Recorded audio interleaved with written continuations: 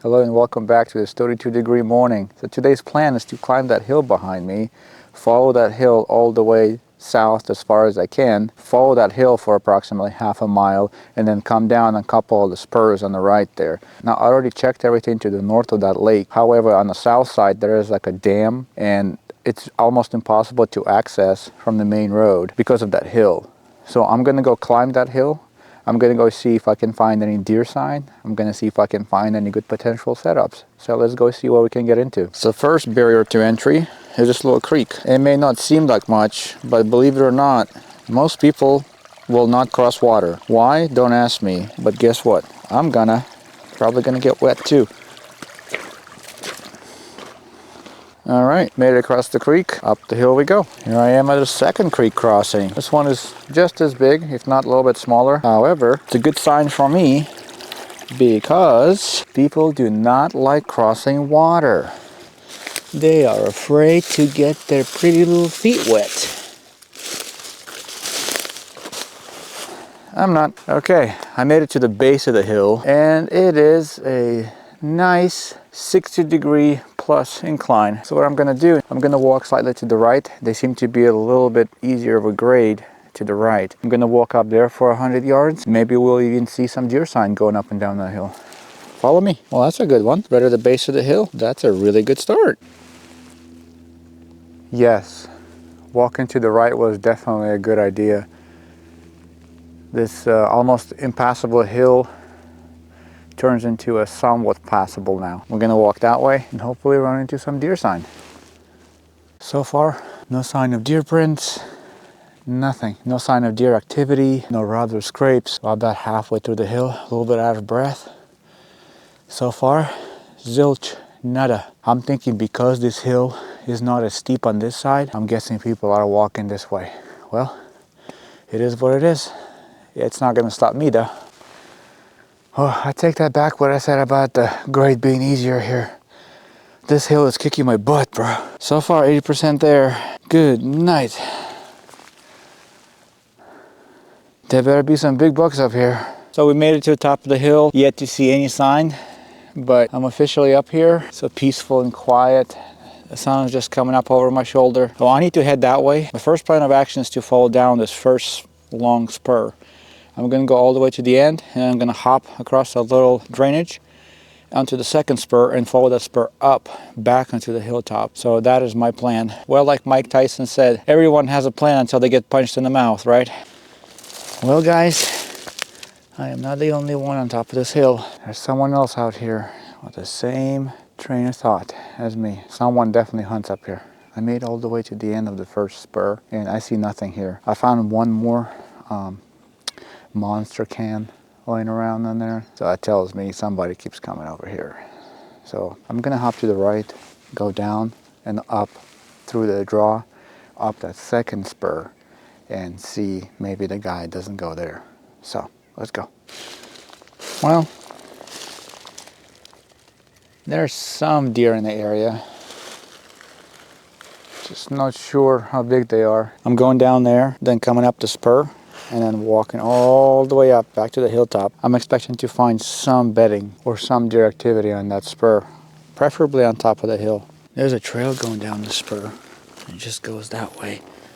I am finding some old deer prints, but they're bigger. It tells me there's some large deer that travel here. It looks like they drop down and fall to the right. So that's where I'm going to be going. To the right and then up on the second spur. So I'm getting closer to that second spur behind me, and I am noticing there's a lot of thicket there. So there is a potential for bedding, especially if there's danger coming from here, from this hilltop. They can bed over here. They can bed over there, and they can look. They can look and see what's coming from them, from here. And then they can bolt over that hill and into the woods. Unfortunately, I did find another Java Monster can over there. So I have quite the collection now. Okay, I'm on the second spur now, and I like what I'm seeing. All of that is bedding. So actually the thicket goes on the other side of the spur also, and I can see like there's a trail this way, there's a trail going that way. there's a pretty decent trail that's coming right through here. And it's going that way. And on this side of the spur, everything is just matted down. You can see lots of deer tracks, lots of activity. But they're definitely walking around here. So I think my theory was right. They probably do bed in this area right here, and then they observe that hilltop. And when they see that Java monster drinker coming up or down that spur, they just simply go right into the thicket or disappear that way. Now we got to go find exactly where they're sleeping so we can set up on them. There's a nice social hub right here. It's like a scrape, and then the trail leading into the thicket, and then there's a trail leading that way as well. So this is like a little meeting ground right here. I'm on the right track. Oh, the sun is so bright here, but I don't know if you can see. I found the first sign of a decent buck. There's just tine marks everywhere here. He was definitely bedding here, for sure. Right here is nice and shady. He's protected, even from the sun. I mean, this is late December, and I'm still covered in thicket over here. So he can just bed where I'm sitting right here, and he can watch that hilltop right there. And when he sees somebody coming on that hilltop, he just bolts that way. I can see that happening. All right, you guys. I'm about to crawl into this nest of bucks. I'm seeing some rubs already. Check this out. Nice rubs. Wow. That looks very nice.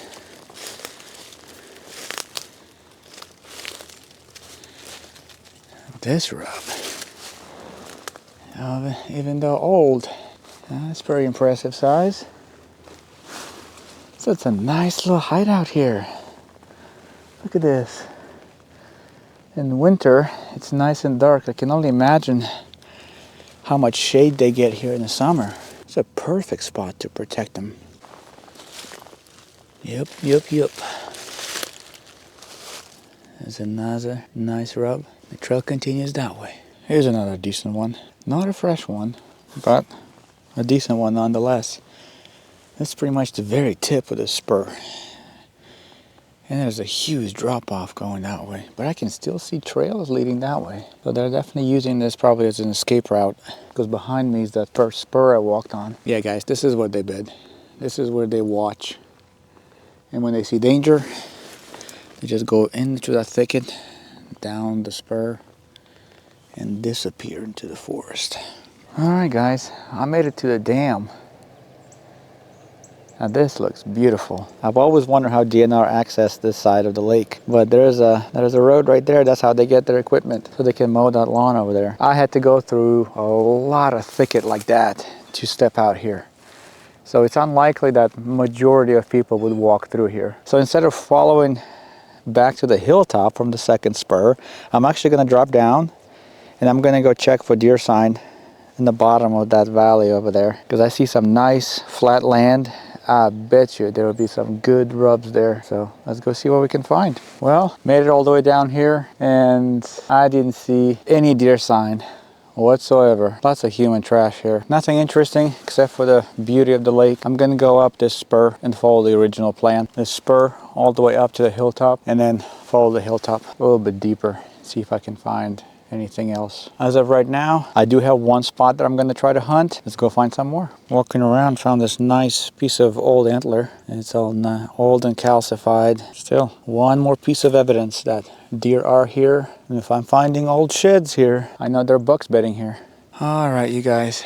It's getting a little too warm here for my liking. The work must continue, right? I'm walking up the second spur now. So let's go see what these deer do when they come out from this thicket behind me. Let's see which way they walk. Maybe we can find a nice trail, maybe some trail convergence points. Hopefully all of them make it to the top of the hill. That way I can set up there for the wind and for the thermals. Fingers crossed. So difficult to clearly show in the camera how many footprints, how many hoof prints I'm seeing here.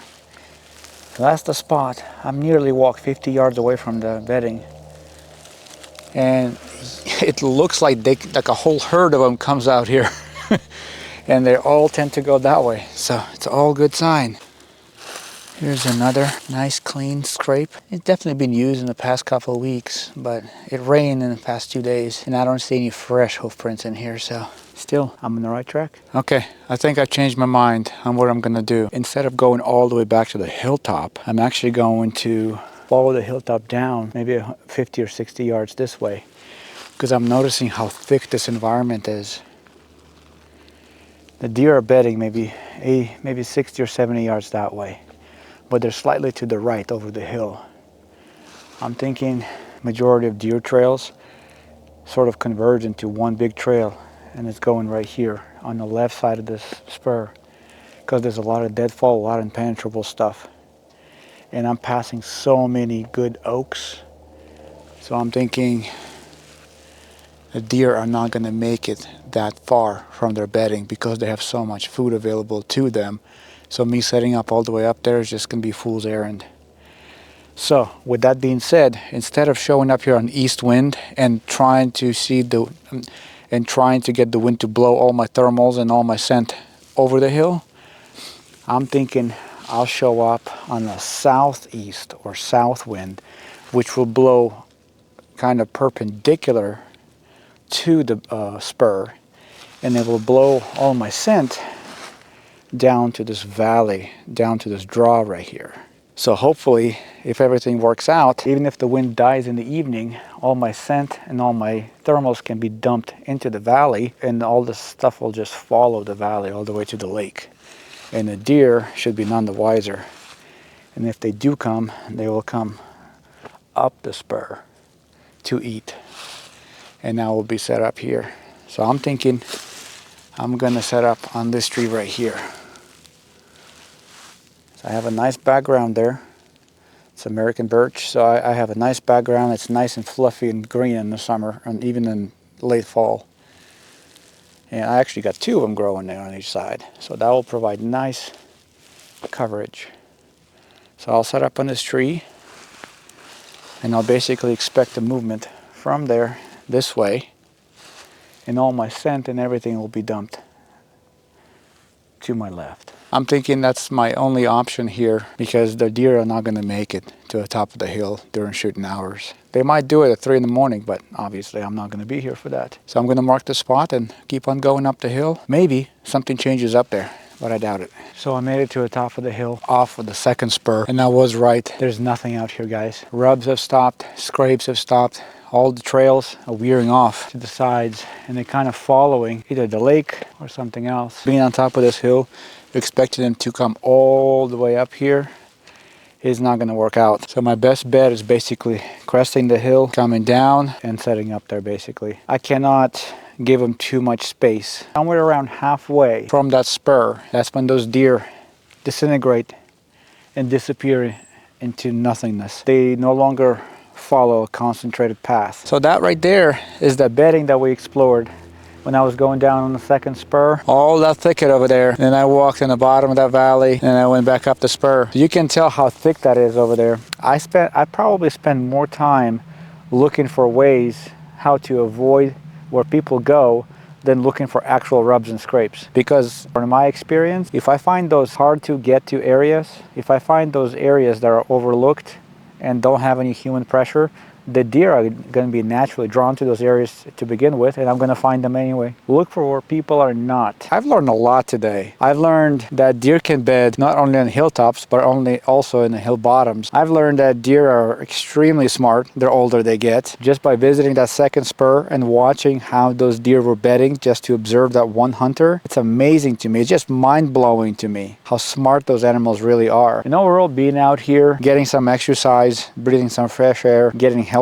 it's an amazing feeling being able to be out here. It's a huge privilege, and I'm glad that you guys are coming along with me. I hope you're enjoying this as much as I am. Thank you so much for watching.